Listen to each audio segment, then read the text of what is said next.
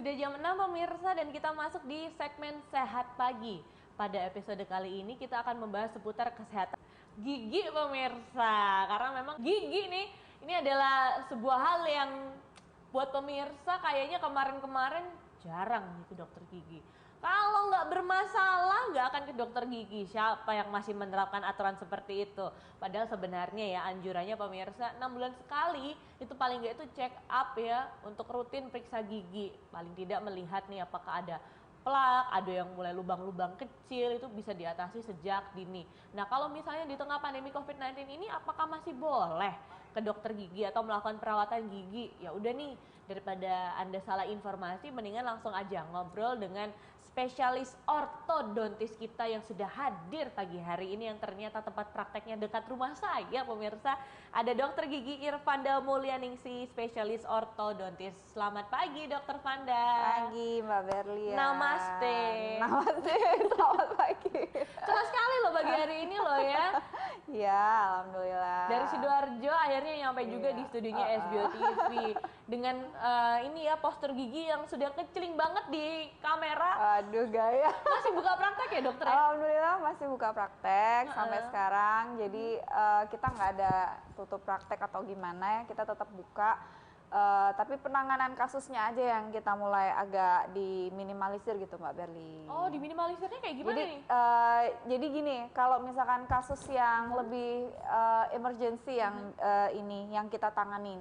Kalau misalkan selama itu kasusnya tidak bersifat emergency, biasanya kita arahkan untuk pasien untuk kalau bisa menunda ya lebih baik menunda kayak gitu. Tapi masih boleh kan pergi ke dokter gigi, cuman harus janjian dulu ya kayaknya ya. Janjian. Jadi sekarang ada protokol kesehatan yang memang diterapkan dari Dinas Kesehatan juga untuk semua. Jadi ikatan organisasi dokter gigi dan dokter umum juga itu ada.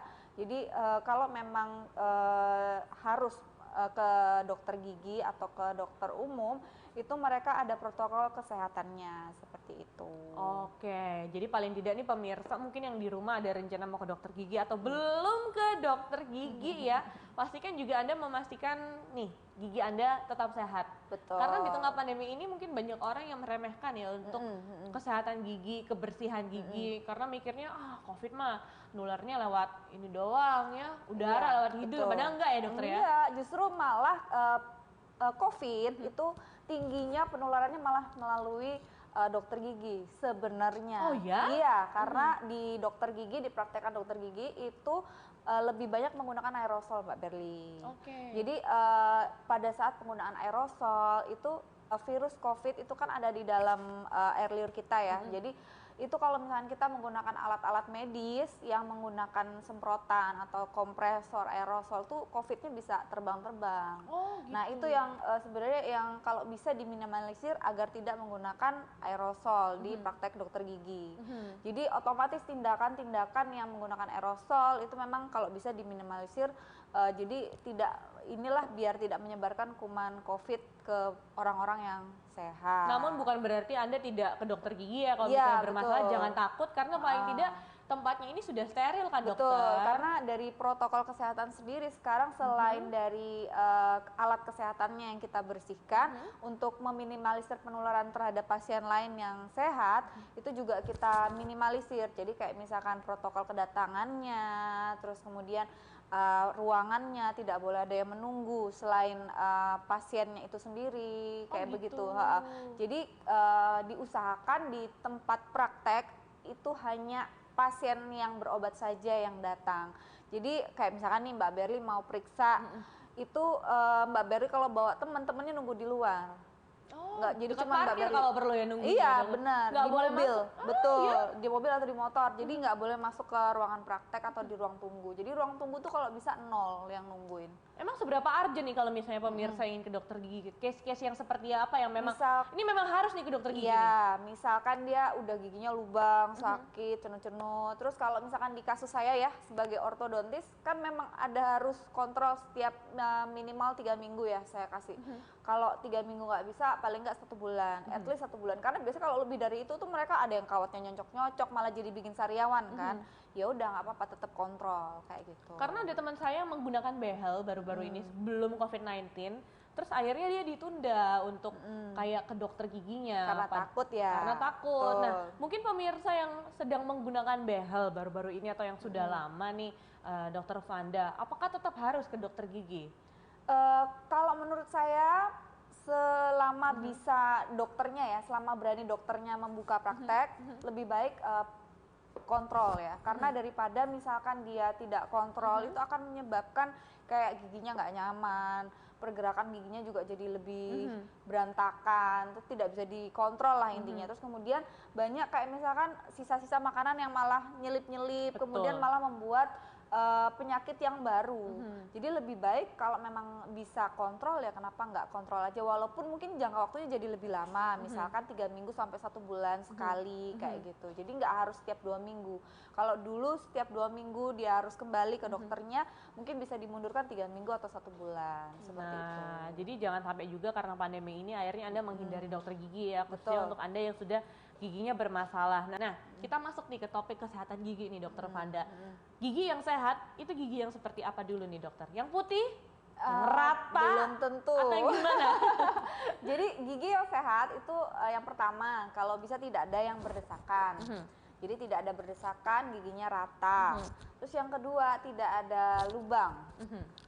Tidak ada lubang, jadi kalau tidak ada lubang tuh begini, misalkan kayak ada lubang-lubang kecil karena dia giginya berdesakan tuh kan kadang suka nggak kelihatan, jadi akhirnya makanan sering nyalip dan segala macam, akhirnya membuat lubang yang tidak kasat mata, akhirnya jadi bermasalah. Nah, dari lubang itu akhirnya bisa menyebabkan yang lain gitu.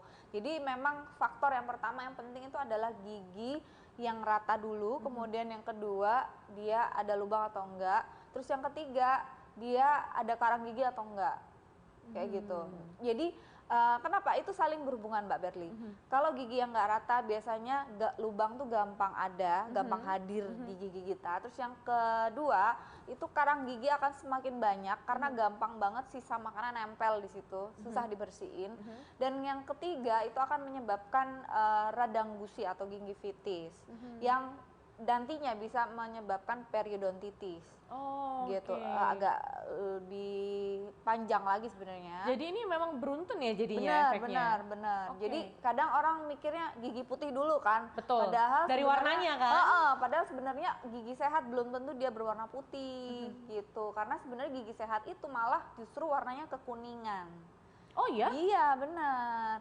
Yang gigi sehat itu sebenarnya warnanya malah justru tidak seporselen kayak kita pasang vinir. Jadi sebenarnya gigi sehat itu adalah warnanya hampir sama dengan kulit kita, agak-agak lebih kuning gitu. Oh gitu ternyata. Wah ini something new juga ya. Mungkin selama ini Anda terpatri di pikiran Anda bahwa gigi yang bersih itu adalah yang putih banget kayak porselin, tapi ternyata adalah gigi yang agak kuning kayak warna kulit kita gitu. Gigiku kok gampang keropos ya. Nah itu mungkin ada masalah di tubuh kamu dengan hormonalnya, terus kemudian ada masalah penyerapan kalsium dan segala macem. Wah ini menarik ya ngomongin soal warna gigi juga, karena ada beberapa orang yang pada saat ini saya pernah nemenin teman saya ke dokter gigi waktu diperiksa, mulutnya tuh bukan mulut ya, giginya yang bagian depan tuh ya fine-fine aja, warnanya putih kuning normal ya dokter ya. Waktu dia mangap ternyata di langit-langit mulutnya dia itu dekat gigi yang paling dalam itu agak kuning-kuning coklat dokter, warnanya berbeda. Ya ini nih kita mau bahas banyak deh kalau gitu ya. Pada pagi hari ini pemirsa mau ngomongin warna gigi, lubang pada gigi, karang gigi, bahkan sampai tadi dokter bilang gigi yang tidak rata. Perlu nggak sih sebenarnya penggunaan behel itu, harusnya sejak kapan sih? Ada dampaknya nggak sih? Mungkin pemirsa tahun ini ada rencana mau pasang behel cuman masih takut-takut. Yuk konsultasikan dulu aja. Anda boleh ngobrolin langsung dengan dokter Vanda di sini, spesialis ortodontis, dengan nomor yang tertera di bawah ini pemirsa. Anda bisa telepon di 031 21501 atau boleh lewat WhatsApp di 0821 3909 6308. Sesaat lagi kita akan kembali tetap di segmen Sehat Pagi hanya di Update Cantik Inspirasi Perempuan Masa Kini.